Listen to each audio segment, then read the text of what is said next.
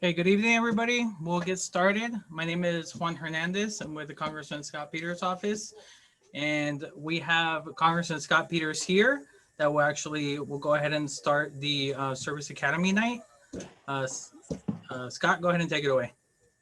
Thank you. Welcome to the 2020 Service Academy Information Night, and thank you for joining us. I'm Scott Peters. It's my great privilege to represent San Diego, Coronado, and Poway in the United States Congress. And one of the best parts of this job is the honor to nominate some of the brightest young men and women in the country to our National Service Academies. I want to express my sincere gratitude to the students here tonight for their interest in serving our great nation. I know our country and communities are going through challenging times, so seeing all these patriotic young people interested in serving gives me a lot of hope for the future. And I want to thank also the families for supporting your desire to serve. It truly is a decision that affects your whole family.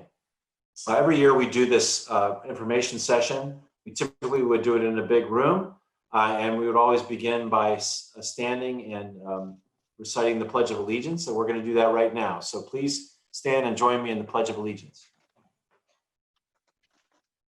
I pledge allegiance to the flag of the United States of America and to the republic for which it stands, one nation, under God, with liberty and justice for all.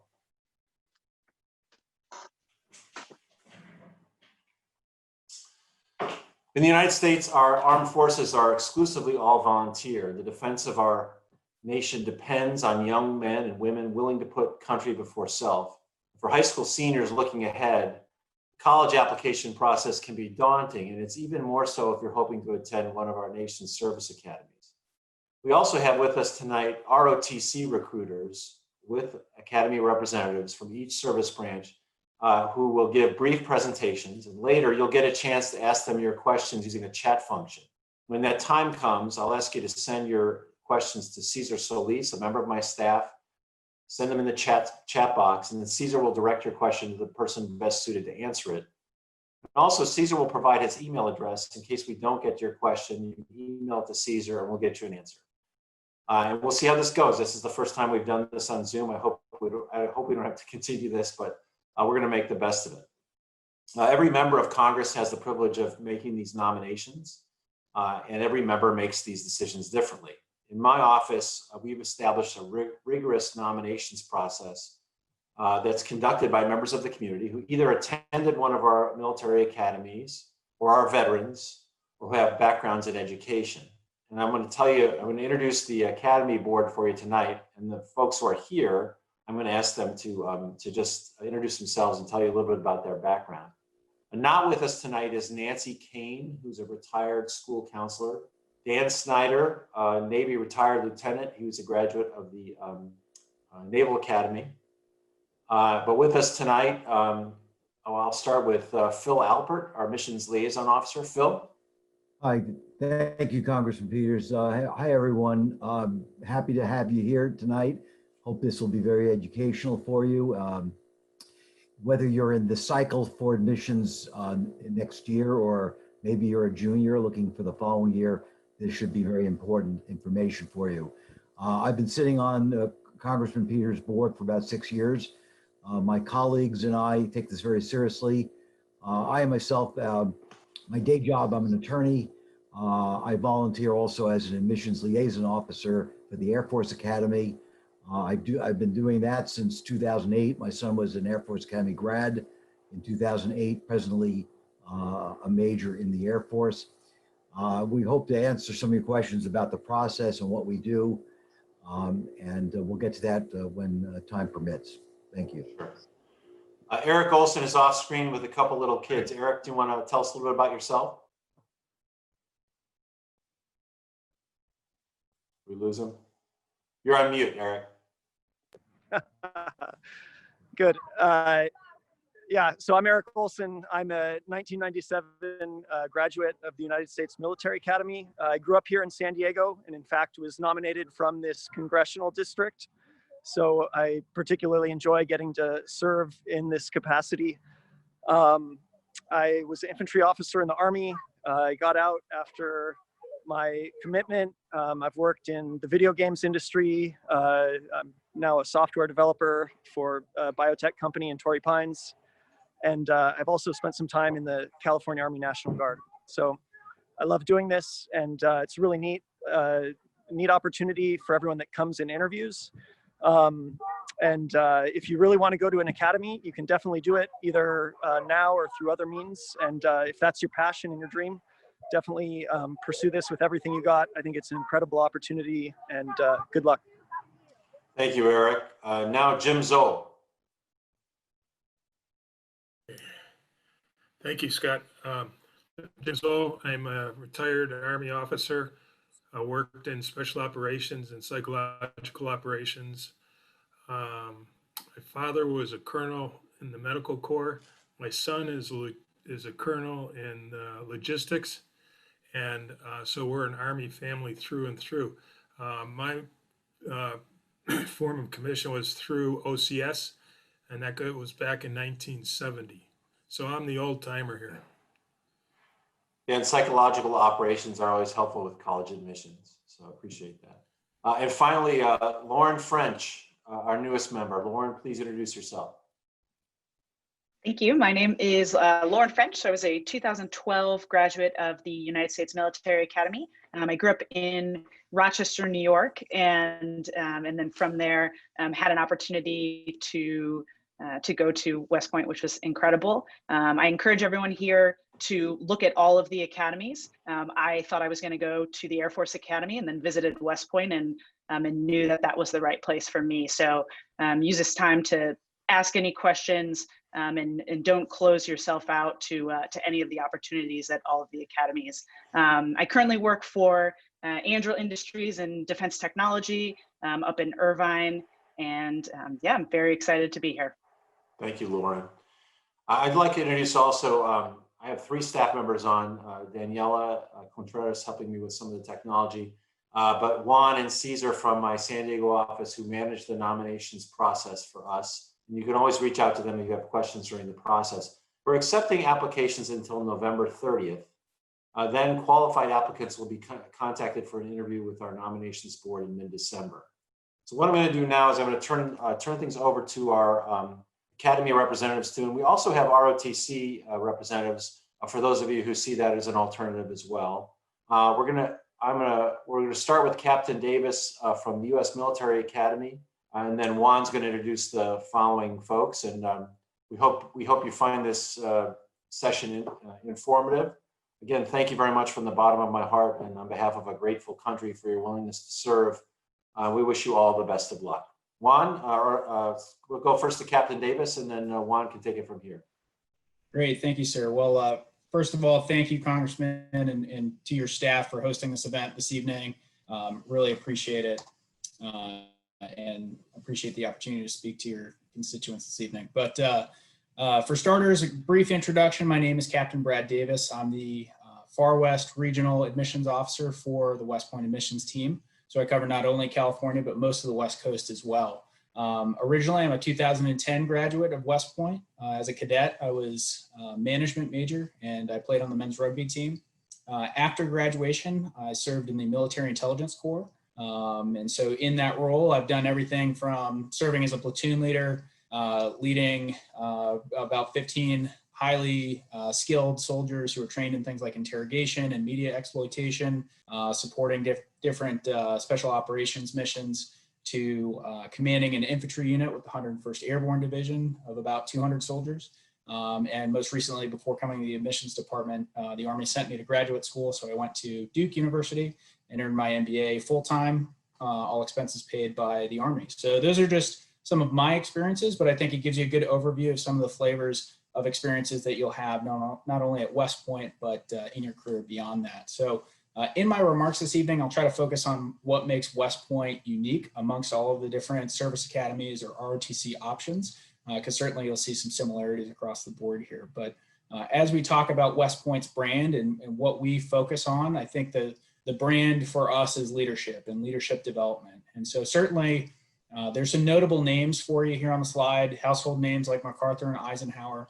But I think the emphasis that I would provide for you is that no matter where you look, whether it's in civilian government or in the civilian private industry or military, you're going to find West Point graduates who are out there leading and accomplishing great things. And really, I think this boils down to, for some of the other branches of service, there's an orientation on perhaps a more technical platform like ships or aircraft, things like that. But for the Army, the men and women who fill our ranks are our most valuable resource and asset, and that's where that emphasis on leadership draws from. But you can see that reflected in the mission at West Point, which is to educate, train, and inspire the Corps of Cadets so that each graduate is a commissioned leader of character who goes on to serve as an active duty Army officer after graduation. Ultimately, every graduate is training and preparing for the role of a platoon leader. Typically, a platoon leader is going to be managing about 30 soldiers as your very first job coming out of West Point. And so as we talk about how we prepare you for that, certainly there's an emphasis on educating our cadets. That's our first and foremost mission. And so we have a lot of accolades from third-party organizations, but I think ultimately, if you just briefly glance at things like all-time number of Rhodes Scholars and Marshall Scholars and the competition that West Point stacks up against for achievement in those scholarships, I think it starts to give you a good idea of just how rigorous and robust the academic program is at West Point. But I think you'll get that at pretty much any institution that is providing information to you this evening. As we talk about the classroom experience, our faculty is largely comprised of military officers, and this creates, I think, two benefits for you. Most of those officers are coming out of advanced degree programs, so they're getting their master's degree or PhDs at Harvard, at Stanford, at top institutions across the country, and they're bringing that directly into the classroom for you to benefit from as a cadet. And then also because they're active military officers, they understand the importance of, you are the next generation of leader for our Army. So it is therefore that much more imperative for you to get the most out of your education. And then they can also apply what you're learning in the classroom to the context of being an Army officer. So I think those are some of the benefits. You're essentially getting some on-the-job training in preparation for your future career as an Army officer while you're in the classroom, which is great. And ultimately, part of this experience is having a very engaging classroom environment. We have small classes, 15 to 18 is pretty typical, but you are by no means going to be a number lost in a large lecture hall. Your faculty will know your first name and expect you to participate every day. As we talk about majors and academic opportunities that set West Point apart, I think all of the academies have very strong STEM opportunities, your science, technology, engineering, and math. But West Point, of all of the academies, has the most humanities offerings.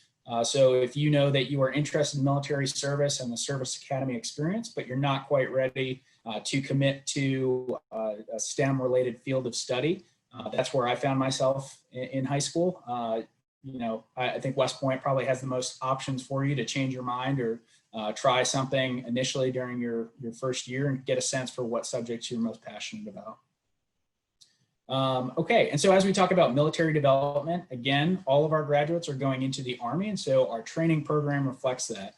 Most of your training is focused during the summer months, so it doesn't interfere with the rest of your academic experience. But during your first summer, you're going to have some of those basic skills of how do you transition from civilian life to military life, things like how to wear a uniform and how to salute. But you're also getting some of those basic Army skills, things like marksmanship, first aid, physical fitness training, etc. And as you go into your second summer, you'll start to see a progression of that.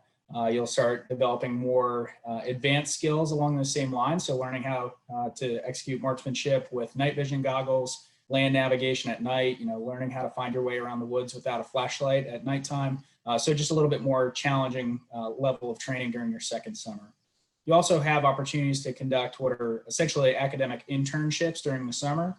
You can partner with another government agency or potentially a civilian company across the US, across the world. Fully funded, West Point will send you to pursue an internship that's in your desired field of study outside of the classroom environment.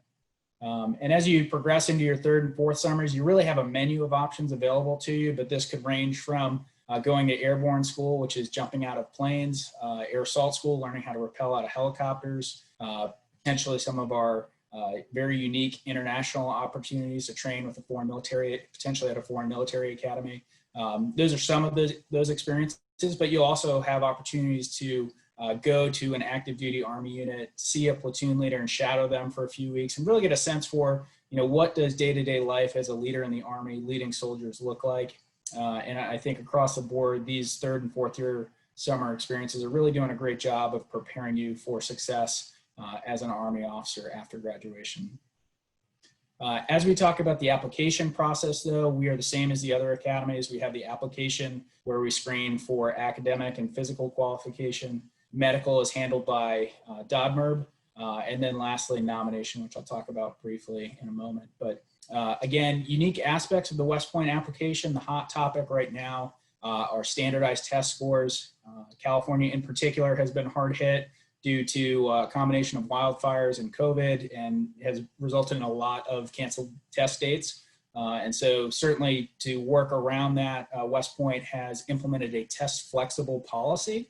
And so what does that mean? It means that our requirement for the SAT and ACT is still there. We still want you to do everything you can to take those exams. But if COVID cancels your test, or your test date is canceled due to COVID, we will work with you in accepting a PSAT score in lieu of SAT or ACT. Or in a worst case scenario, if you have not taken the PSAT and are unable to test anything due to COVID, we will consider your file for an appointment without any test scores on file. But understand that if you're using the PSAT or you do not have a test score, we will require documentation that shows COVID caused the cancellation. And then in addition, your kind of circumstance of why you did not test is going to be scrutinized on a case-by-case basis. So the takeaway there is continue to be proactive and aggressive about taking the SAT or ACT. That is our preference.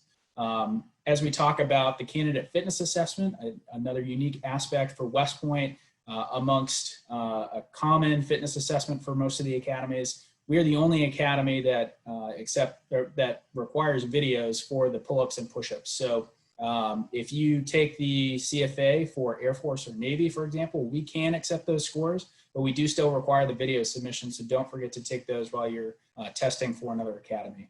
Last point on this slide is that our application deadline remains 31 January. Some of the other academies have pushed that off to the right a little bit into February, but we have not. We remain 31 January. So keep that in mind, but ultimately best practice is getting your application done as soon as possible. As we talk about nominations, the only piece of advice that I have for you here is apply for every nomination you are eligible for. So not only for your local congressional district, you also have 2 California state senators and the vice president, which every candidate tuning in this evening is eligible for. So you should apply for those 4 at a minimum. And then if any of the service connected apply to your personal circumstances, then definitely apply for those as well. But the key takeaway here is you can think of your application is competing against others who are academically and medically qualified with the same nomination as you. And so ultimately, if you have multiple nominations, that's multiple pools of candidates that you're competing in for an appointment. So definitely apply for all nominations that you're eligible for and give yourself the best chances to earn an appointment. As we talk about further COVID impacts and visiting West Point, right now we are closed to visits due to COVID. But I would encourage you to check out our website, westpointadmissions.com. I'll post that link again in the chat here in a minute, but that is a great virtual campus experience. You'll get exposure to a lot of the sights and sounds and experiences that you would have if you came to campus for a visit. And then lastly, if you don't already follow us on social media, definitely check out West Point Admissions, especially on Facebook, every Wednesday evening at 4:30 p.m. Pacific time. So we actually just concluded one of these events, but Wednesdays at 4:30, we do a live briefing. We have a cadet that will speak about some of the cadet experiences and more in depth about some of the items I touched on. And then there's also an admissions officer that does a pretty in-depth overview and summary and best practices recommendations on the application process. So again, that's Wednesdays at 4:30 Pacific time on Facebook, but hopefully you can join us there. And with that, I'll conclude my comments. Thank you.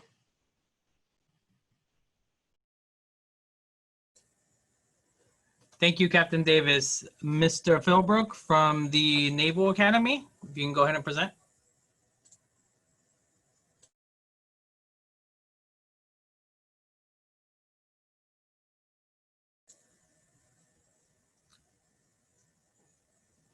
Hey, Mike, I think you're on mute.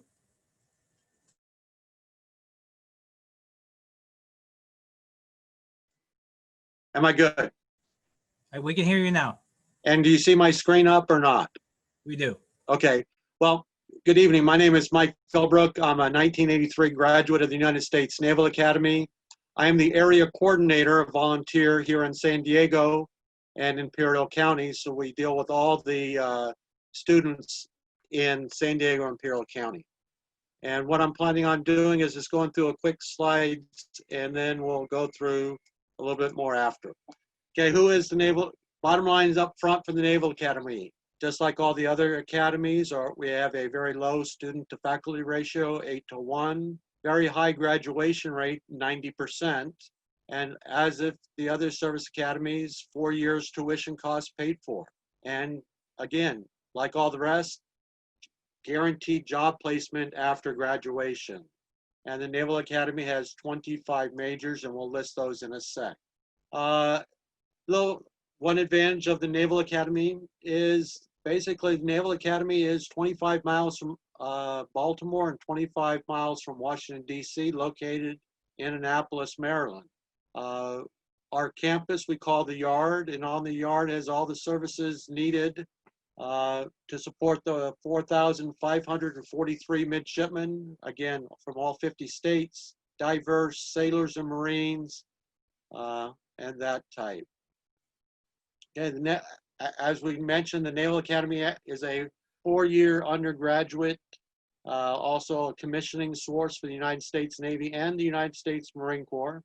That is done after you complete your 4 years, and everybody graduates with a Bachelor of Science degree, even if you're a English major, and that's due to the high STEM requirement and the high math requirement for all majors. All midshipmen do receive a stipend. Of that, you only see about 125 during your first year and upwards to $600 a month come your first class year. As mentioned, tuition's paid for, room and board, meals, medical and dental, so all that is paid for. You're issued your personal laptop, books, additional learning materials, so everything you need is provided. The Naval Academy provides summer training experiences, so each summer, for 2 of the months, you're doing something from out on a active duty Navy ship, submarine, flying with the Navy, out with the Marine Corps, to doing things, other leadership experience like NOLS, and those type of things. Upon graduation, you've got many choices of what you can do after you graduate, including surface line officers, the ones out on ships. You have aviation, special warfare, Marine Corps, ground and Marine Corps air, cyber, wide range of opportunities upon graduation. Naval Academy is very engineering and math science emphasis. We also have humanities, social science. We have 25 majors, and there are also additional minors, mostly in language that a midshipman can achieve. The Naval Academy is also very big on athletics. We have 30 Division I NCAA teams. My understanding is there's only 2 colleges or universities throughout the country that have more. We also have club sports dealing with different teams. These club sports also compete against other universities, so they're very competitive as well. If you're not involved in a varsity or club sport, you're involved in an intramural sport, and intramural sports are ones that you compete against other midshipmen throughout the year.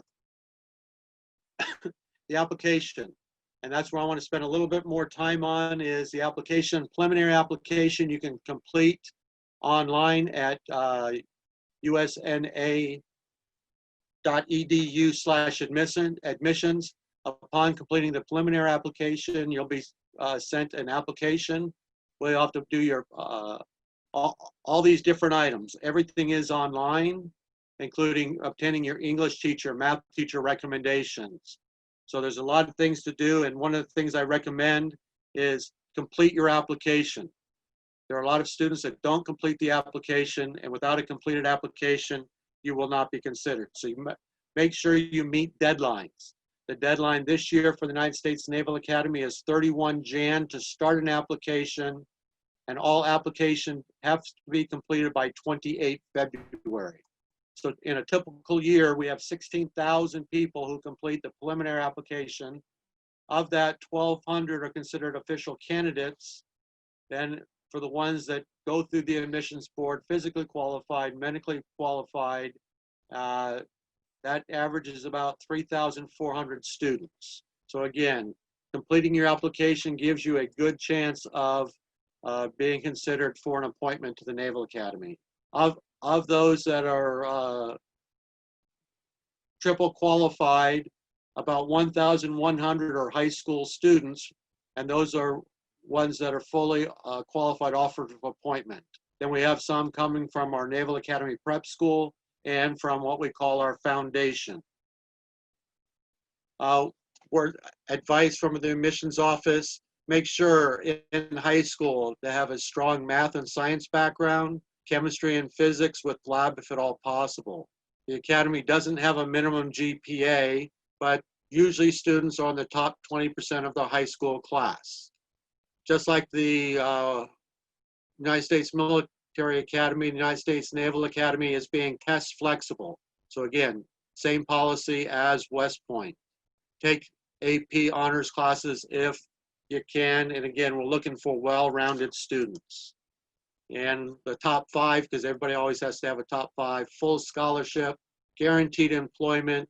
The location is great, Annapolis, Maryland, halfway between Baltimore and Washington, D.C. Not only in education, but you also have leadership and character development, and we have a 90% graduation rate.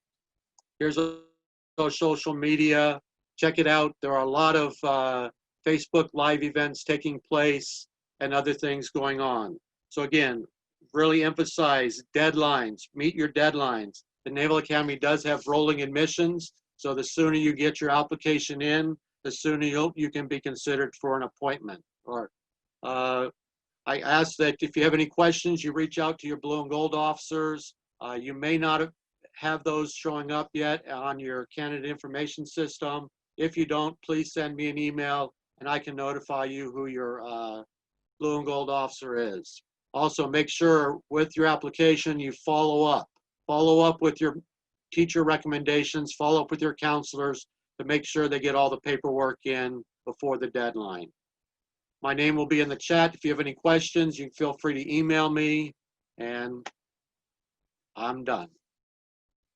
Oh, beat Army. Thank you, sir. And now we'll have the Air Force Academy. Second Lieutenant, go ahead. And I have to stop presenting.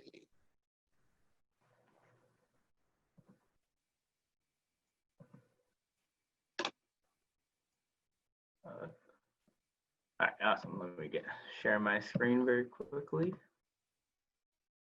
Hey everyone, so my name is Second Lieutenant Ludvig Oliver. I actually come to you from San Diego, California. I am a recent 2020 graduate from the Air Force Academy. Very proud of it. And one fun fact is I actually earned my nomination through Congressman Scott Peters. And just being a recent graduate, right? Some of these panelists were the people that I actually got to do my interview through. At that time, I was actually at the preparatory school, which was an awesome opportunity for me to have. And before that, I actually enlisted coming out of high school because I did not have the grades to come into the academy or really, college. So don't be like me, but at the same time, there are other paths that are available. So please make sure to, understand what's in front of you, know your own limits and know your own potential, and really just strive for the best that you can really do.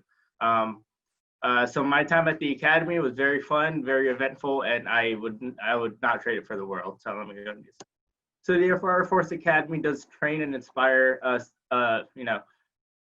students to become officers in both the Air Force and the Space Force. Big highlight is that Space Force, very new and very promising for us.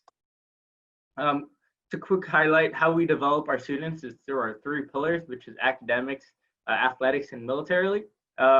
And academics, these are the majors that we offer, and a handful of minors that we do have. Not listed is our languages, but 2 that I do want to highlight is data science. If I could do it all over again, I would do data science, and space warfighting to prepare our students for space. I myself studied computer engineering and was very grateful for my time as an engineer at the Academy. Moving on, athletics. Like every university and every service academy, we represent the Division I sports in NCAA, and we represent in the Mountain West Conference. Just this past week, we beat our sister service of the Naval Academy. So very proud of that awesome win. And please, if you're interested in being recruited, go check out goairforcefalcons.com. There you'll be able to find more information on the available sports, even the rosters and the coaching staff information, and to try and get to reach out and see if you can get recruited. And what really differentiates the Air Force Academy to the other services is what you experience at the Academy. Our traditions are a little bit different, but overall we are serving in the military. We have a very air and space centralized focus, whether that's learning how to fly a plane, jumping out of planes, learning about space, learning about RPAs. An awesome opportunity that the Air Force Academy does offer, but all during that time is leadership. Leadership is the biggest emphasis that we have in our time as a cadet at the Academy. And lastly, we do have Colorado Springs, Colorado, which is just an awesome town. I found myself snowboarding all the time, 20 times a year, and I hope I can continue that. But with COVID, I'm not sure, So I myself got to jump out of a plane, fly a glider, travel the world. I played men's club volleyball. I went to Hawaii, went to Canada, Romania, all for the Air Force, representing the Air Force and the Air Force Academy. After you complete the Air Force Academy, these are the different career fields available to you as an Air Force officer. I know it's a huge list, about 35 different career fields available. I myself thought I was going to be an engineer, but I will actually be heading off to pilot training in May, and very excited for that. I can tell you now, I was a terrible pilot when I was at the Academy. We'll see, hopefully that changes by the time I'm in pilot training. So fingers crossed, and hope for the best. And I hope I get to see some of you guys in the air one day. And these are the career fields we have to offer for the Space Force. Only 5 as of now, but hopefully more incoming. So how do you get started? How do you apply to the Air Force Academy? Check out academyadmissions.com. There you'll get all the information that I'm pretty much skipping through right now, and a lot more, especially more in depth. So please check it out, and there you can start your application. The application requires academic, athletic, competitiveness, medical, as well as a nomination.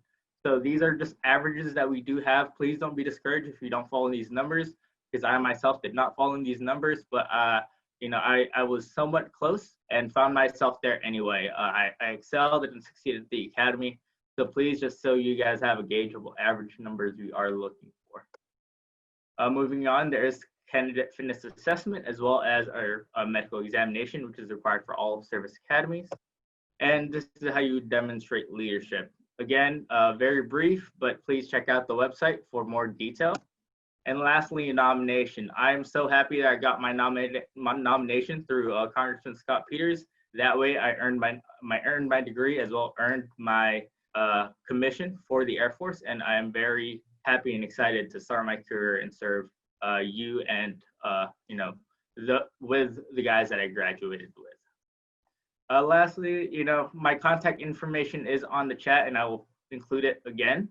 If you guys have any more questions for me, please feel free to text or email me, and I will get back to you and I'll get more information for you guys. So thank you. And again, Second Lieutenant Oliver, and happy to speak with you guys. Thank you, sir. And now we'll have the Coast Guard representative start her presentation. Go ahead, ma'am. Thank you, sir. Good evening, everyone. If you could kindly confirm that you have audio and you are looking at my slide deck, sir. We have audio. I can't see you. There you go. Now you can see it. You're good. Okay, perfect. Good evening, everyone. My name is Lieutenant Junior Grade Brittany Driscoll, and I am the West Coast Admissions Officer for the Coast Guard Academy. We'll keep it to 5 minutes this evening, so it will be pretty brief, but I will as well list all kinds of contact information in the chat. So the Coast Guard Academy is located in New London, Connecticut. We are the smallest of the service academies. A little bit about the Coast Guard here. A lot of our statutory missions do vary from the other services, but this is kind of what makes us unique. different from the other branches of the military, we do fall under the U.S. Department of Homeland Security as opposed to the Department of Defense. The Coast Guard Academy mission, of course, all of these academies are going to have pretty similar missions, and a lot of them may start to look the same, but just kind of keep in mind, you know, what specifically draws your attention to each academy. So for us, it's of course a little bit more of a liking for the sea and its lore, still focusing on those morals and those values such as honor, loyalty, obedience.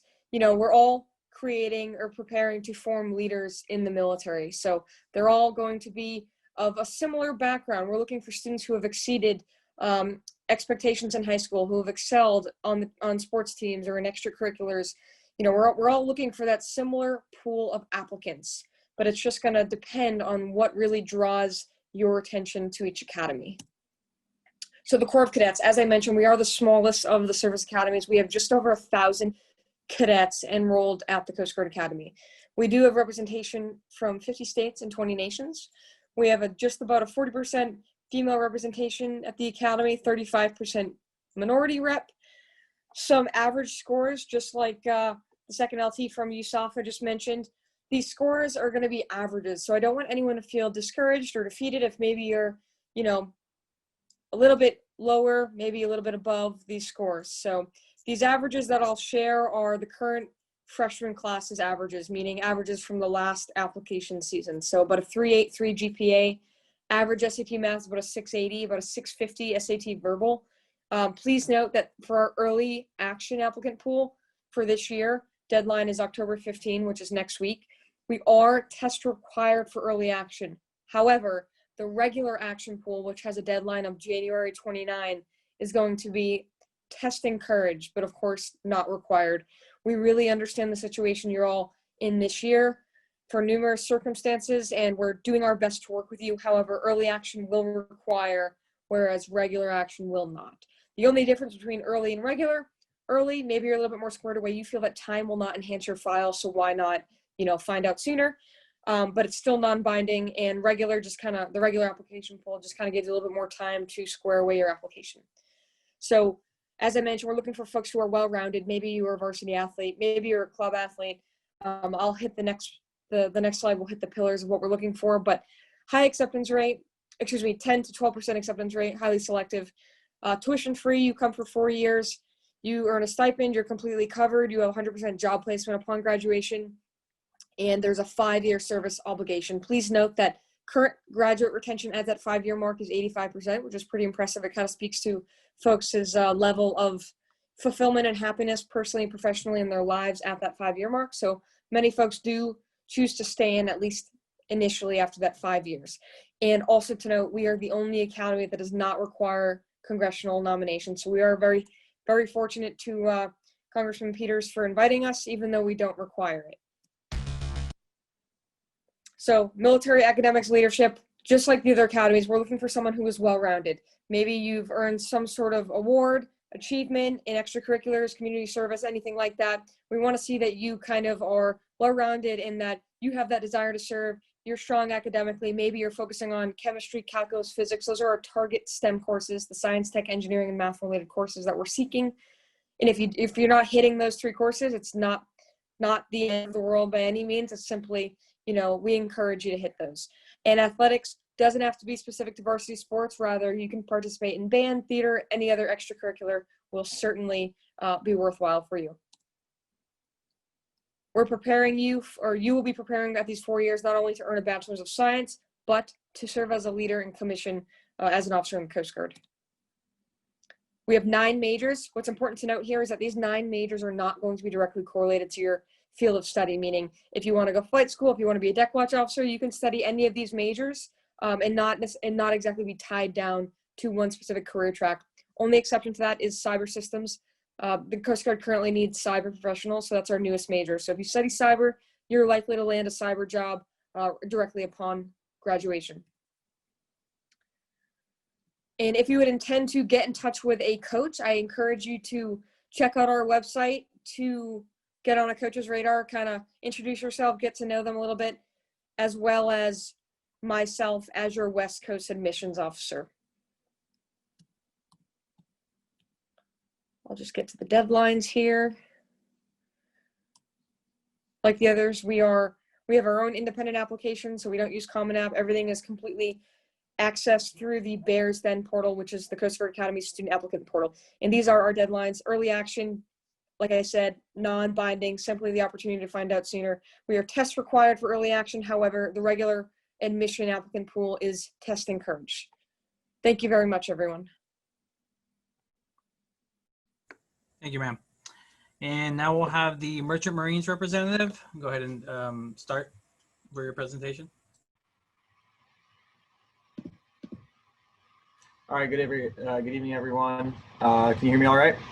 We can hear you good. All right, perfect. Obviously, I'm not Lieutenant McCann. He unfortunately couldn't be here tonight, so I'm going to be representing. My name is Karan Driehaus. I'm a freshman or plebe here at the Academy. So let's get started. So we're an 86-acre campus. We're right on Long Island Sound. We're about 30 minutes from New York City. We've got a great campus. And so let's get into the background of the Merchant Marine. It was established in 1938, the Academy was. And it consists of privately owned U.S. registered merchant ships. And that can range from oil tankers to cable layers, cargo ships, container ships, break bulk. And 90% of the world's goods are transported by ship. And so it's a key aspect of the transportation industry and international commerce. So it's a 4-year Bachelor of Science degree that you're going to earn coming here. And you can either commission into any of the armed forces, or you can come out with, and you'll come out with a Coast Guard license as either a third mate or an assistant engineer, depends on which major you select. And here's your service obligation. So coming here, upon graduating, you can either work in the maritime industry for 5 years, or you can go active duty for 5 years. And if you don't go active duty, you have to serve in the U.S. Navy Reserve for 8 years minimum. And then you have to maintain that Coast Guard license that you're going to get upon graduation for at least 6 years. And once again, you can commission into any of the armed forces or NOAA, which is the National Oceanic and Atmospheric Administration. So you're going to have 5 major options coming to the Academy. There's 2 deck options and 3 engineering options. The 2 simplest on either side are marine transportation, otherwise known as straight deck, and marine engineering, otherwise known as straight engine. And then you can go up from there in your majors. So you can go logistics and security, which is going to give you a few more credit hours in supply line management and the security challenges that face the transportation industry. And that might give you a few more options upon graduating for potential job opportunities. And then the 2 other engineering majors are shipyard, which is going to involve ship repair, anything in dry dock and the management of shipyards. And then what's considered to be the hardest major at the Academy is marine engineering systems, which is the actual design of the systems and machinery on board the ships. So one large aspect of the Academy that's a real draw to a lot of people is sea year. So basically your sophomore year or your 3rd class year, you're going to go out at a different time depending on your split for 4 months, and you're going to serve aboard a vessel. And that can be anywhere. There's a huge range of opportunities. You could end up in Antarctica, South America, Europe, Asia, you name it. And you can end up on a wide variety of ships. And so you'll get to see the world, and you'll get a great amount of hands-on learning experience on board these vessels. And then you'll come back, you'll get some more learning in at the Academy. And then your junior year, your 2nd class year, you're going to go out for 8 months. So you'll get even more hands-on experience. And that way, upon graduation, you have all that experience to apply when you enter the workforce. We are a D3 athletic school. You can see the sports that we have here. We have club and competitive. Obviously, right now, the season's not super, we're not having a ton of games, but in a normal year, we do. Coast Guard is our rival, and those games, we get really hyped about them. And then our waterfront program is also very popular. We have a very competitive dinghy and offshore sailing team. They compete in things like the Newport to Bermuda race. It's about 750 miles, take 2 to 6 days. and they get to go out on that. And then we have the Power Squadron. I'm a member of that. We take out the power boats and we get some hands-on experience with navigating, steering, docking, stuff like that. Then we have the rowing team, keel boats, and then up in the top left, that's the training vessel, the King's Pointer, former NASA booster recovery vessel that we use for training midshipmen here. And then the regimental band is also a draw. I'm in that. We get to participate in really cool events this year. Hopefully we're going to go to the presidential inauguration parade in January. So that's a great opportunity. And then we also have, depending on the interest, we can have jazz bands, rock bands. This year, I think we have a string ensemble. So cool opportunities there. Here's some quick statistics for you. We're competitive in our high school classes. As it was mentioned before by the other academies, we like well-rounded applicants. And but don't feel discouraged, again, like some of the other people said, by the averages. If you're above, below, whatever it is, you're still competitive and you still have a chance here. And then I think we'll save any questions for the Q&A section. So thank you.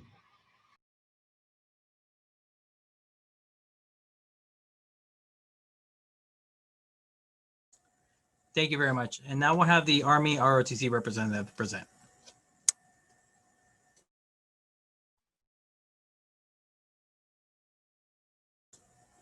All right. Hopefully you can see my screen here. We can see your Great. screen and we can hear you. Excellent. All right. Perfect.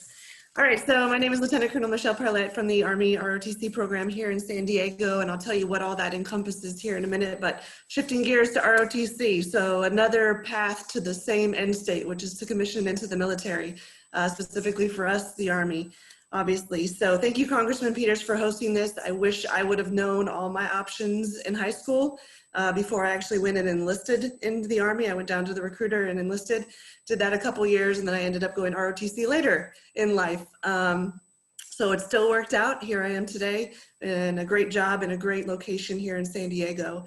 My recruiting operations officer is here as well tonight, Mr. John Phillips. He will brief a few of these slides as well.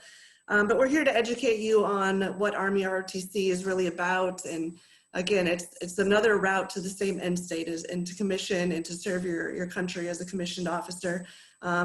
It's an alternate option if, academy life, just as you look into it more, is not really suited for you, then this is, another way to get there. So let's see. So why Army ROTC? So I saw a question in the chat there about, can I get an accounting degree? And I don't know the answer to that. I'm not the West Point rep. That will be answered at the end. But in ROTC, you can earn a degree in anything you want. So my degree going through ROTC years ago was in elementary education. So that's a good thing, is we don't limit it to anything. We have cadets majoring in television and film and nursing, as you can see some of our nursing cadets there in the picture in the upper right. Arts, political science, you name it. Really, it is whatever you want. We do have opportunities for paid language training and adventure training during the summer, much like West Point. I'll cover that in a subsequent slide, but a lot of opportunities to earn additional credits for college and do some of that adventure training as well. That's fun to do over the summers. We also commission officers into the Army National Guard, the reserves, or active duty. So if you're looking to major in accounting, for example, and you want your lifelong dream is to be an accountant, you can serve part-time in the Guard or reserves, get your commission into the Guard or reserves coming out of ROTC and have your full-time job as an accountant. So that's a nice thing that you'll have the option to do. You will retain the freedoms of a college student, unlike the academies where it's a little more regimented. You're going to have the opportunity to join fraternities, sororities, do your, college sports, intramurals, go out on the weekends, things like that, volunteer. A lot of our cadets also have part or full-time jobs while they're in college, just for some supplemental income. So you have those freedoms. We do offer quite a few scholarships that will cover either full tuition or room and board. And John will talk a little bit more about those in his piece. You will receive a monthly stipend of $420 just for contracting with ROTC. You'll also get a book stipend each semester to help offset some of the costs of textbooks. You do also have the opportunity to apply for the U.S. Military Academy. I sent 2 of my cadets there this fall. We hate to lose them from our program, but again, it leads to the same end state of commissioning into the Army. So happy that we were able to send them there. That was a nomination through me of cadets that we already had in the program that had done a stellar job, that their dream was to go to West Point, and I sent them there. So, and again, you can commission as a second lieutenant in the Guard, Reserve, or active duty. All right, here's some of our curriculum. I won't go into detail, but you will take 4 years of military science classes, 1 per semester. And these are some of the topics that are covered each year. They increase in complexity, as you can see there. In the middle is leadership labs, so that is 1 day per week. Each semester we go out to Miramar, and that's where we do our tactical training. So combat water survival, we're about to do next week.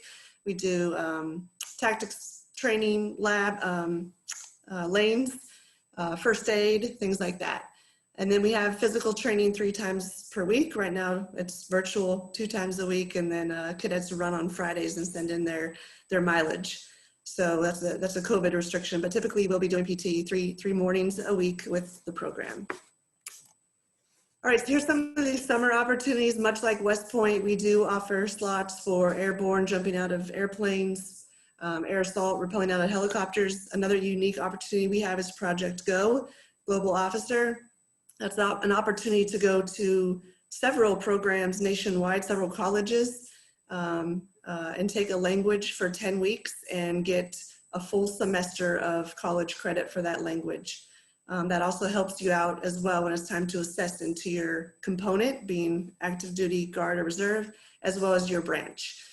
So great opportunity. There are some opportunities to complete that in overseas locations as well and do like a full immersion, and it's completely paid for.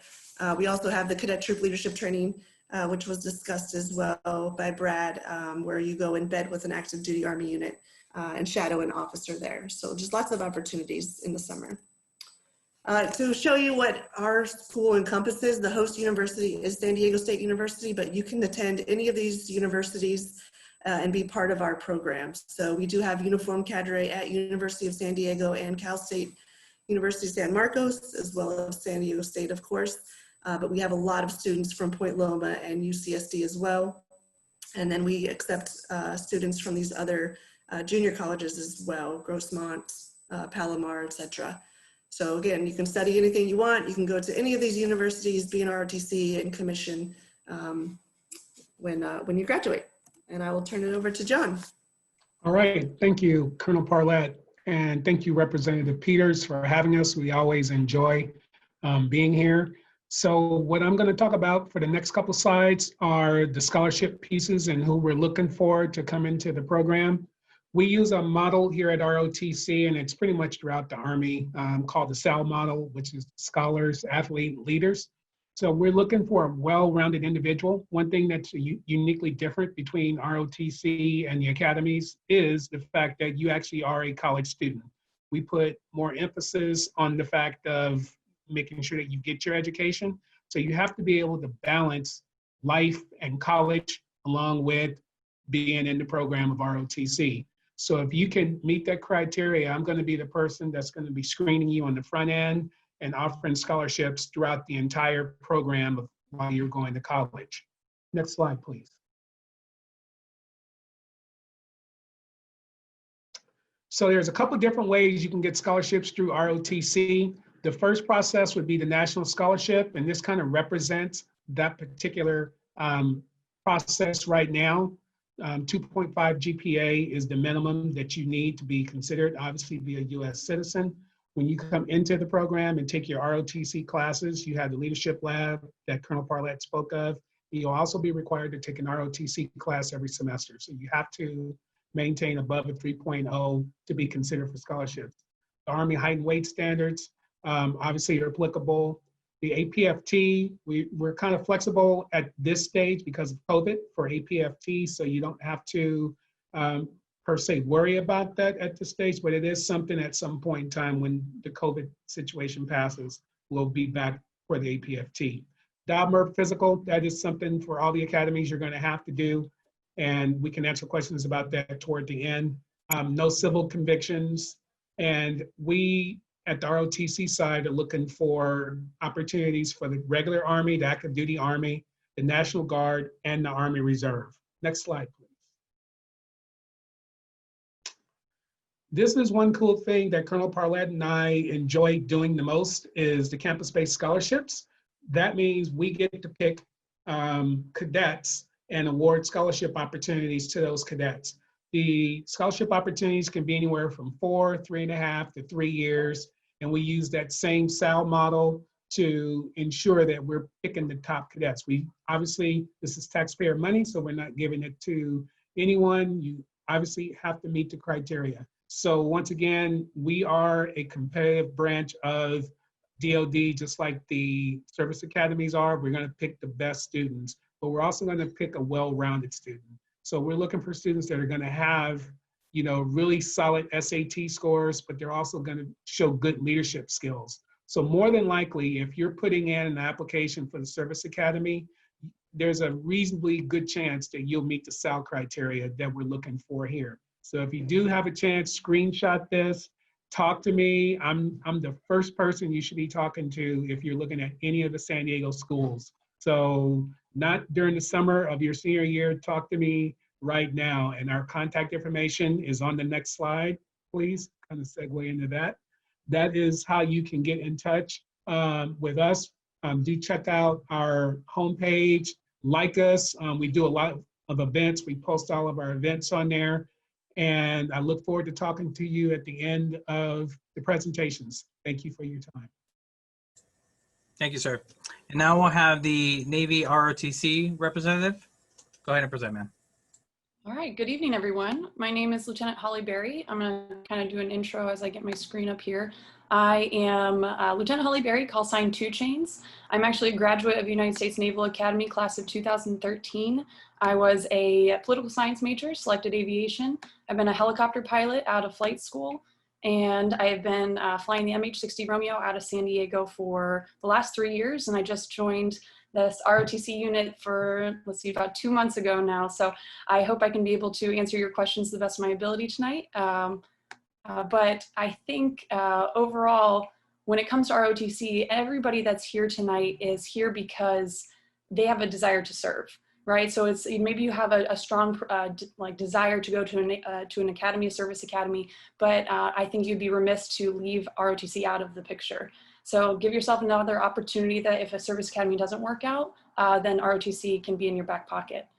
So I would, for tonight, I'd be remiss to not speak to USD a little bit. So we have the San Diego Consortium. It's made up of 5 different schools. So if you're interested in staying in the San Diego area, you can apply to Cal State San Marcos, University of California, San Diego, University of San Diego, Point Loma Nazarene, and San Diego State University. So you have the different opportunities. We use USD as our host university to do most of our training and lectures at. So just like the Naval Academy, your commissioning options are the same. So you can go aviation, you can go submarines, surface, either the conventional pipeline or the nuclear pipeline, as well as spec war, so SEAL or explosive ordnance disposal. And like Mr. Philbrook also spoke to, Marine Corps is tied into the Navy, so you can also go into our NROTC as a Marine Corps option. And from here for Marine Corps, we'll speak to this in a little bit, but when you graduate, you actually, as a Marine Corps option, you would graduate as a Marine Corps officer, and then you go to the basic school, and at the basic school, you get what's called your MOS or your job out of there.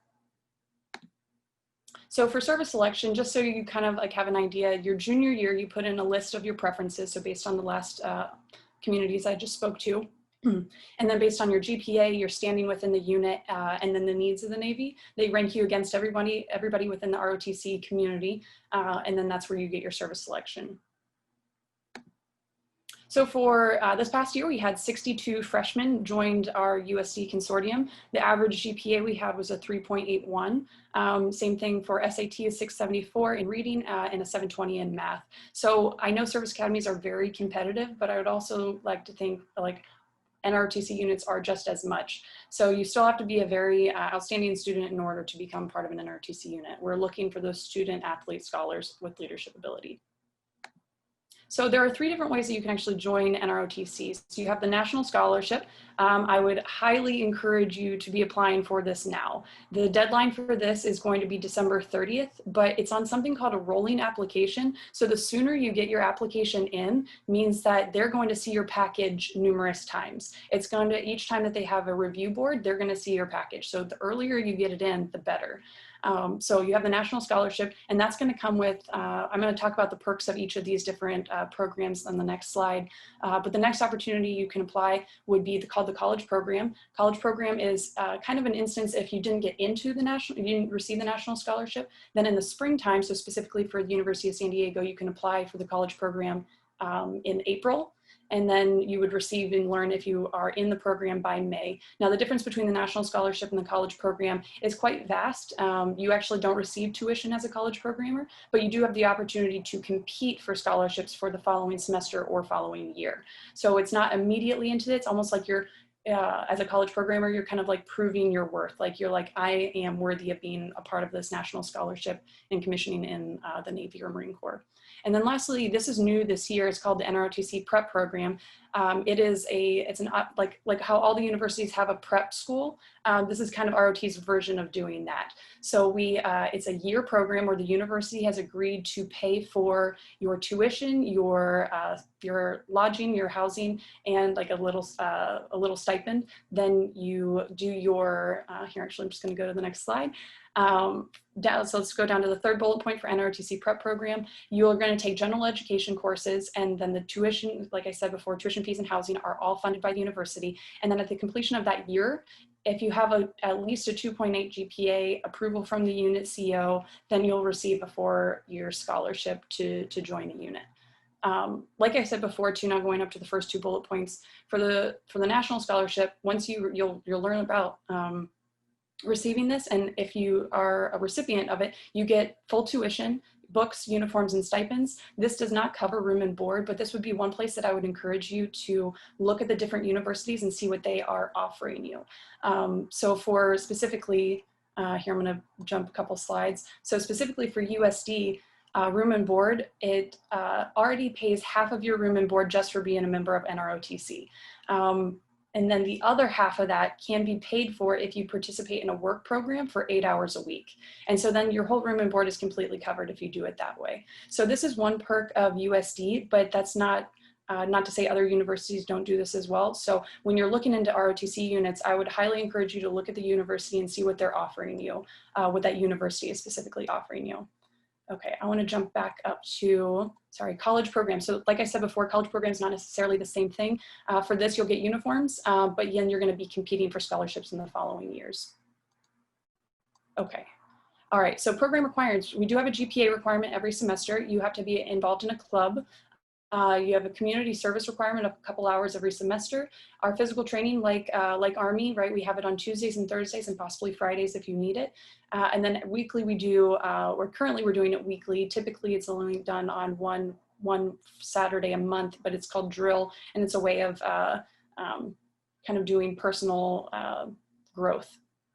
And then lastly, we have a summer commitment. Each summer you'll do about a month program, and we'll get into those here right now. So between your high school senior year and your freshman year in college, you'll participate in something called NSI or NSO, so New Student Orientation or New Student Indoctrination. NSI is actually at Great Lakes, Illinois. So you'd go there for about 2 weeks, and it's just like Navy indoctrination. You learn like how to be just even like a little remotely in the military. And then NSO is going to be conducted at your specific school. And that's in almost like an indoctrination to the unit. Between your freshman and sophomore year, you do something called Cortramid. I know for the Naval Academy, it's something called Protramid. So same thing, but just different titles, and but they do the same in different years. But Cortramid is kind of like a little taster for each of the different communities, something to kind of get excited about. You do like a week in aviation, a week on a sub, a week on a surface ship, and a week in the Marine Corps. And so it just kind of gets you a better idea of what each community is really about. Between your sophomore and junior year, we kind of like to call this your enlisted appreciation. It's where you would go on like a surface ship and you kind of see what the lifestyle of an enlisted person is. And then between your junior and senior year in school, it's a little bit more leadership positions, or you'd be going to another unit to kind of see an officer's perspective. So each of these, I say these are specific to NROTC, but I know the Naval Academy specifically does something very similar to this, but it's just specifically what our opportunities are. And then for Marine Corps, between your first 2 years are going to be the same thing as the Navy options, but between your sophomore and junior year, you can be a part of, like on an amphib, a large ship, or in a MAGTAF, a Marine Air Group Task Force, and kind of see what that's all about. And then your last year, you'd participate in something called Officer Candidate School, and this is a requirement to become a Marine Corps officer. Okay, so like I said before, online application, it's like very basic information with the essays and everything. You're going to do an officer interview, so please schedule that early, and then you'll do a physical test. So during this application, I'm saying like get it done now, get it done early. You want them to have the opportunity to see your package as many times as possible. So December 30th is that deadline for NROTC applications. Once afterwards, you do have a medical, so unlike the service academies where you'd get a medical before, this would be after you receive your acceptance for the National Scholarship, then you would go and do the DOBMER medical process. So do it now, do it often. Let me know if you have any questions about it. But overall, that's my presentation. I'm just gonna leave it at go Navy, beat Army. Thank you, ma'am. And now we'll have the Air Force ROTC representative for our last presentation of the night. Go ahead, sir.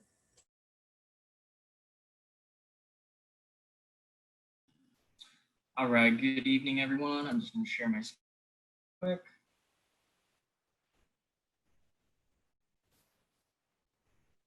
All righty, can everybody see that? We can see it. All right, awesome. All right, thank you for having me here tonight. I'm really excited to share with you about Air Force ROTC. I am Lieutenant Guy Yokoe. I am currently the admissions advisor for the ROTC program here in San Diego. I'm stationed out of San Diego State University, as well as just like the other ROTC programs. And our program, of course, is going to be a 3 to 5 year program for students at civilian colleges to receive military training while they are pursuing their bachelor's degree. Air Force ROTC is offered at over 1,100 colleges and universities nationwide. So if you want to stay close to home, say you're from San Diego and you want to stay in San Diego, you know, ROTC might be for you. If you want to get as far away from home as possible as well, we have ROTC detachments in Hawaii, Alaska, and all the way down to Puerto Rico. And the absolute minimum requirement for you to join ROTC is just get accepted to one of those 1,100 colleges, universities nationwide, and you can just walk on to the program. By no means do you have to have a scholarship to get in our program and pursue being an officer in the Air Force. For Air Force ROTC, this is just a little bit of our standard progression timeline. As a freshman and a sophomore, you're gonna get 1 hour a week of classroom instruction where you're gonna learn the foundation of what you need to know to move on. So as a freshman, you might be learning about what the rank structures look like, what the other services rank structures look like, and learning how to wear the uniform and all that basic stuff. You're gonna have your 2 hours of leadership laboratory per week, just like Army and Navy or Army ROTC. And you're gonna have 2 hours of physical training per week.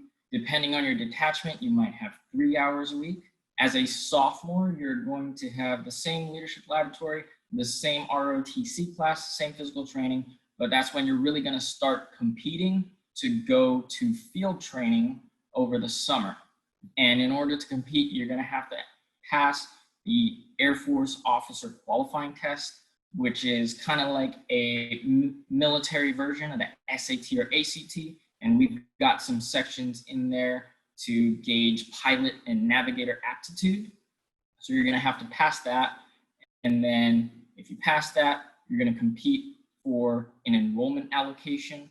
And that's basically your ticket to go to field training and commission as a lieutenant when you graduate. And field training is a 2-week course at Maxwell Air Force Base in Alabama. And it's really just a capstone event of everything that you learned in your freshman and sophomore year. We're going to throw you together with a flight of cadets from around the nation. You're going to get trained by cadre and enlisted members from around the nation. And we're seeing how well you can follow and lead your peers to accomplish certain tasks and goals, seeing how well you can adapt to a very stressful environment and make decisions on the fly. Then when you come back to your university or ROTC detachment in your junior and senior year, that's when we really start putting you in those leadership roles. So as a junior, you're probably going to be a frontline supervisor, helping train the freshmen and sophomores, teaching them everything that you got taught when you were a freshman and sophomore. And then senior, that's when you're going to do a lot of strategic planning within the cadet wing. And that's when you're also going to be prepping to commission and get onto active duty. And that's what your aerospace studies class will really focus on, is active duty prep. And then you will commission and graduate at the end of your 4 years. Just like the other ROTC programs and the academies, we offer a lot of extra programs, great opportunities. We offer academy exchange programs where you can go fly gliders, jump out of perfectly good airplanes, or just like Army ROTC, we also have Project Global Officer for you to go to a foreign country or study at another university domestically to get language credit, all on the Air Force's dime. And then great thing about ROTC is you have a lot of autonomy to do basically whatever you want outside of your academic classes and outside of ROTC hours. Kind of like what Lieutenant Colonel Parlette mentioned. I have a colleague up in Sacramento who's also an admissions advisor. She was a Division I cheerleader. Her entire 4 years of college, you can join clubs. You can major in anything that you want to.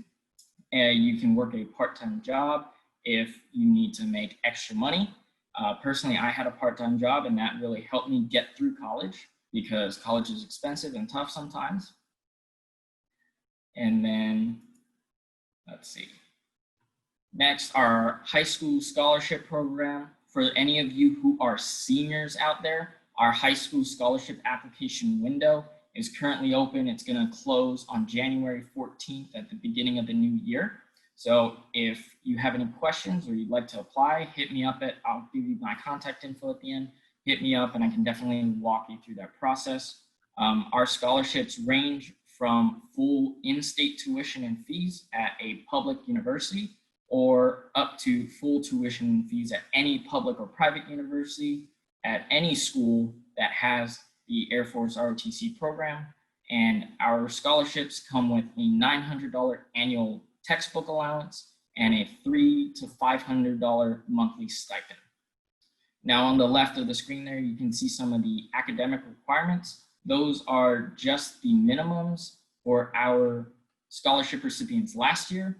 The averages were about a 1368 SAT, a 3031 ACT, and about a 3.7 cumulative GPA from 9th through 11th grade. And then you're gonna have to complete a fitness assessment and a scholarship interview with an instructor or commander at your local Air Force ROTC detachment. And then career fields and career field opportunities.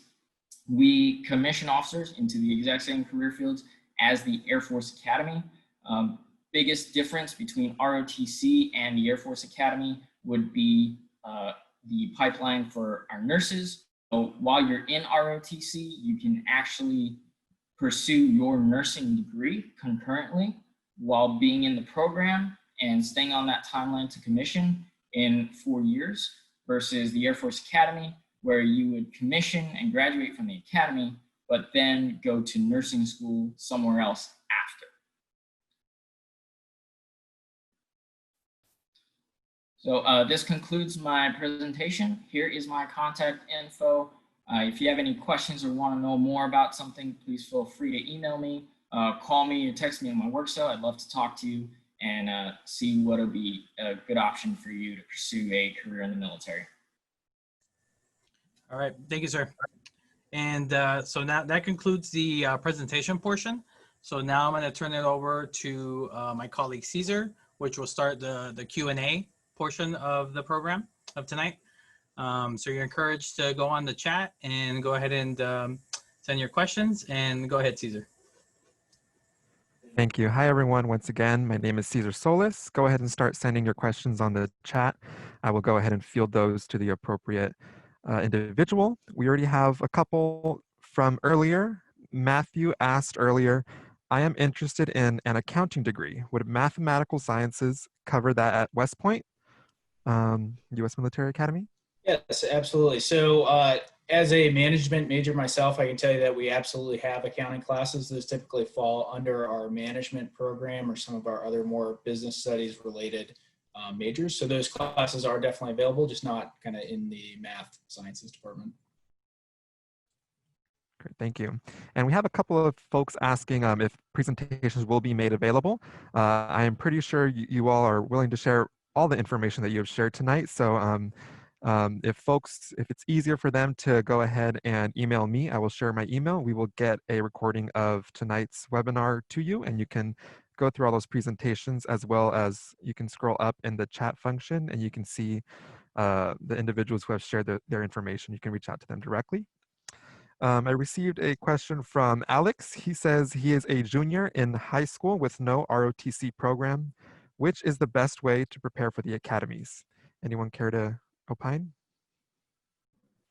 I can chime in on that. So I did not have an ROTC program for my high school. I went to Otay Ranch High School down south here in San Diego.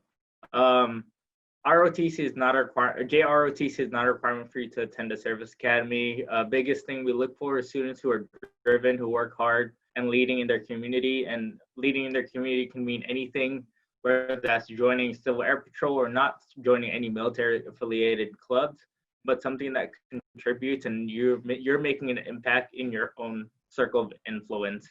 So do something that you're passionate about and work hard in it, and that's really what determines it. People find that in JROTC, so please don't feel discouraged if you don't have those programs available for you. Okay, thank you. Someone, who do you have here? Brian has asked if you could please expand on the NROTC prep program shortly. Yeah, absolutely. So for the NROTC prep program, it is kind of an opportunity, it's like if you are a student that didn't quite have the same opportunities, so maybe you didn't have like the SAT scores, or you have a very I want to call it a little bit more of a diverse background, then it could be something that you could potentially apply for. Now, prep programs are not available at every single university. It's a new program, so you would have to seek out the specific school you're interested in and see if they have it. And then there's actually a coordinator specifically with USD that you can contact to get more information through. But for us, what you would do, you would apply for the prep program. I want to say the first application is December 15th, and that would be for the university. You don't have to know if you've gotten into the university yet, so you would just apply for that. And then there's another one that would be in January, another one that would be applying to the NROTC prep program specifically. So you're kind of doing one application to let the university know that you're interested in the prep program, and then you do another one to let the NROTC, and then the NROTC unit and the school kind of combine together to choose their finalists for the program. Great, thank you. Matthew asks, do any of the academies have microbiology? So speaking for West Point, we don't have a microbiology major per se, but we do have a life sciences major, which tracks very closely. For the Air Force Academy, we don't have a specific microbiology, but I know a ton of people who specialize in their biology degree. So I have friends who are actually in grad school right now studying microbiology because they tracked it at the Air Force Academy. So no microbiology in your degree or your diploma, but absolutely possible to learn. No microbiology at the Naval Academy. Also none at the Merchant Marine Academy. None at the Coast Guard Academy.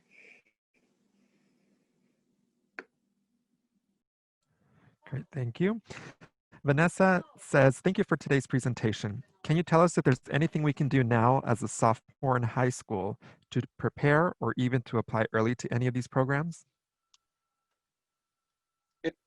I know if you want to go to the Naval Academy, one of the things you want to do is make sure you have a strong math and science background in high school. Do good in school, take those honors classes. The Naval Academy does have a STEM program between your sophomore and junior year, and what we call our summer seminar, and the other academies have them as well between your junior and senior year.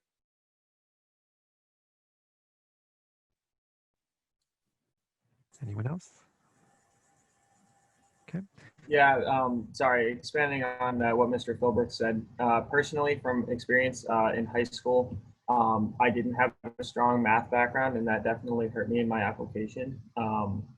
And I ended up applying twice here, so I didn't get in my first round around. And then I took community college courses and boosted my application and got in my second time. But you definitely, if you're starting this early, you want to make sure that you're trying to go for that pre-calculus to calculus route and taking as advanced math courses and physics and chemistry as you can, because those are definitely big emphases that are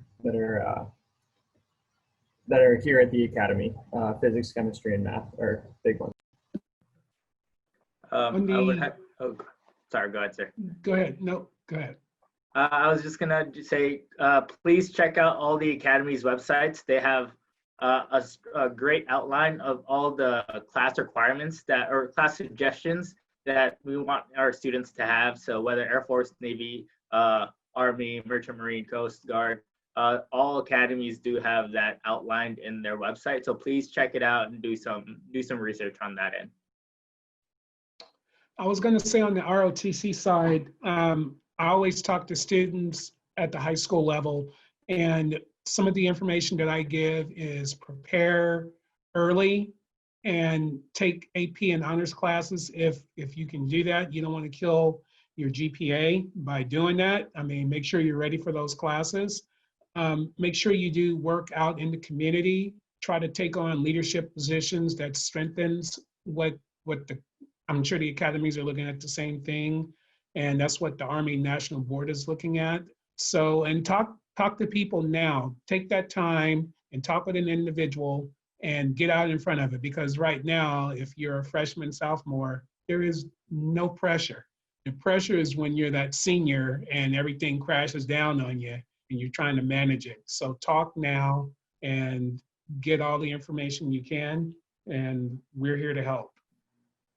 Yeah, I'm going to jump in on that as well. So what Mr. Phillips said is basically we're looking for a well-rounded individual. So someone that's involved in like almost a little bit of everything. You're not pigeonholing yourself into one location. So get involved in sports, participate in the community, get into clubs. You just want to be, and as a sophomore, you're in a great position to have, I don't know, the world's your oyster right now. Get involved, and that's what they're really looking for.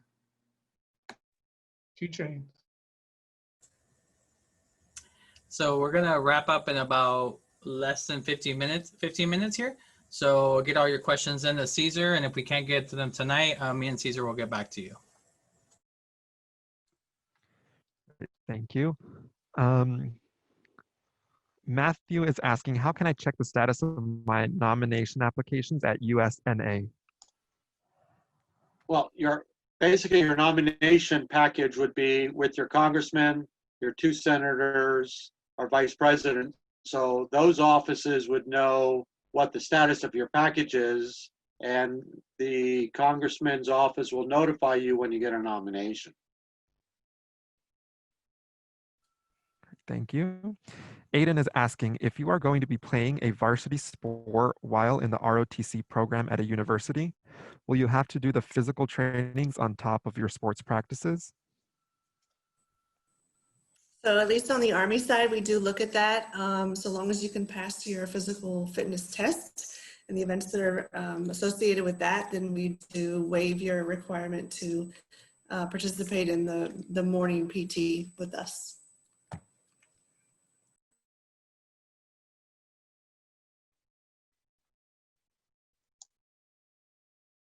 Thank you. We have a question from Isaiah to the office, actually. They are asking, I was wondering if the SAT-ACT is still being required for the nomination application for Congressman Scott Peters' office. Also, do the letters of recommendation need to be signed and in a sealed envelope? Juan, did you want to share? Yeah. So we are not requiring those. I understand everybody's trying to get those. So whatever you can get, go ahead and get it and get it to our office. If you can't, just at least get your application, your letters of recommendation. If they're sealed, that's fine. Just have them addressed to our office. And first things first, definitely get your application in. And right now you can send those applications to my email, and it's actually on the website. And just mail in the hard copies of everything else you get. But you'll still, as long as you turn in your application and all the required documents, and I understand about the SAT scores and not being able to get at those, you're still going to get an interview. Thank you. Eric is asking, at USD, is there a point of contact to learn more about the NROTC? Absolutely, and you're looking at her. So I put my information in the chat. So it's just hberry@sandiego.edu. So I'm the recruiting officer there, and I can help you out with any information you need. Thank you. Alex is asking, what are some suggestions in finding a congressional referral for the Air Force Academy? I'm not entirely sure what that question is going for. So if you could clarify that question, Alex, that'd be great. Yeah, Alex, send, maybe you're asking about the nomination. Go ahead and send a little clarification in the chat box.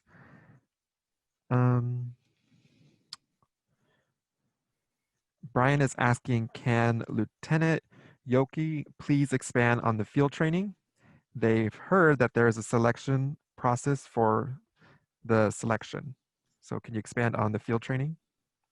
Yeah, absolutely. So yes, there is a selection process, and that's going to include your AFOQT scores for us, your fitness assessment scores, your commander's ranking within your detachment, and your GPA in college.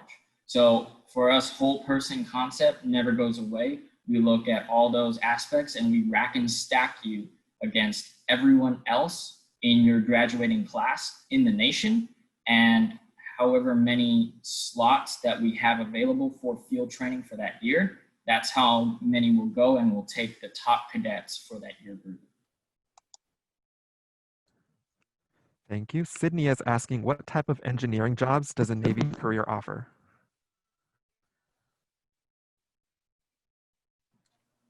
So that's kind of a tough one, because like I said before, when you're going into your commissioning into the Navy, you have an unrestricted line that you're going to go into. So like I said, aviation, SWO, sub, Marine Corps, and Spec War. So you would do that initially, and then you could do something called a lateral transfer that you could go into. There's engineering duty officer, but that would be something that you wouldn't take place until probably at least 5 years into your career. But even still, if you go surface line, you may end up being the engineering officer on your ship as well.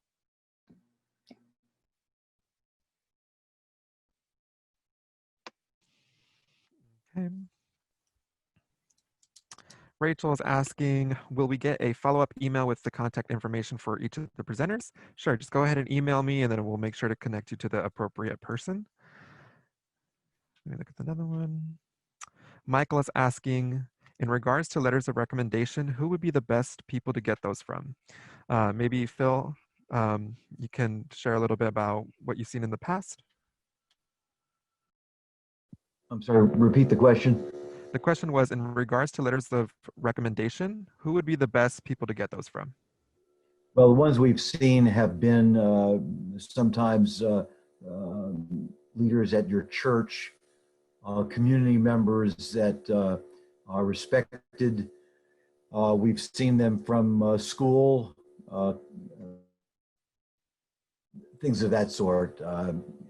You will read that. Some people have connections with generals or generals and admirals writing letters of recommendation, and we'll read that. Obviously, it doesn't guarantee anything, of course. Thank you. Hey, this is Eric Olson. I was going to chime in on that one. Go ahead. So I just was going to say quick. So the letter of recommendation, that's just an opportunity to kind of tell the story about the person that the candidate is. So, you know, it's neat if you can get something from, you know, some, you know, high profile person, but at the same time, it might be more useful to get something from someone that really can tell a story that we as the board can you know, identify and then ask about. So I would just really try to, you know, focus on something that's going to tell the story about who you are and provide an opportunity, you know, perhaps for like a conversation piece, you know, something related to leadership or your desire to serve, something like that.